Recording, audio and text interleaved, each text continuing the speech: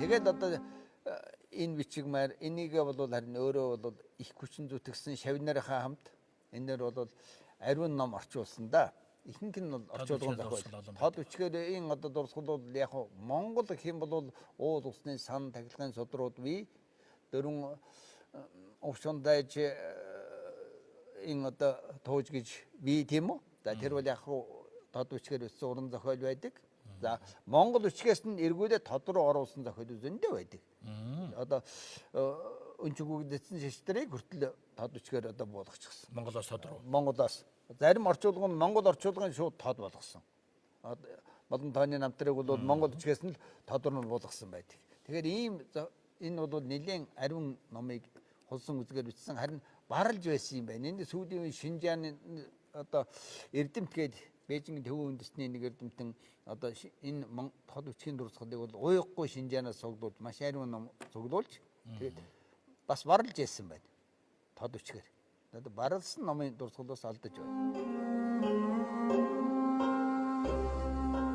Тэгэхээр хэрэглээнийхээ талаас дээр тархацын талаасаач дээр монголчуудын одоо дунд гүйцэгдсэн өөргөрөөж тэл бол Монгол эсхийн дараа бол тод эсхийн бичин хэд бол зөө ясаар ордог гэж ойлгож байна. Ялангуяа тод эсхийн бичин хэд бол 1640-од оны үеийн Монгол хэлэнд гарсан өөрчлөлтүүдийг бол туссан учраас бол тухайн үеийн Монгол хэлний онцлогт танин мэтгэд бол асар их хажуулагтай гэж судлаачид бол бүгд нэг дуугаар хүлээн зөвшөөрдөг. Ялангуяа энэ үед бол Монгол хэлэнд бол үүсэг байсан хосыг шиг, уртыг шиг түүнээс гадна зарим нь одоо гээгүүлэгч авиануудыг бол ялгаатай хэлдэг болсон байсныг бол бид бол тод үсгийн дурсгалаар дамжуулан мэдэж болох юм боломжтой байдаг. Нөгөө нэг чухал ач холбогдол нь мэдээж Монголын төв тэгээд соёл, шашинны талаар бол асар их мэдээллийг хадгалж монголчуудыг соён гэгэрүүлэхэд бол ихээхэн хов нэмэр оруулж ирсэн учраас тод үсгийн энэ цэн ялангуяа соёлын үн цэн бол асар их ач холбогдолтой юм аа.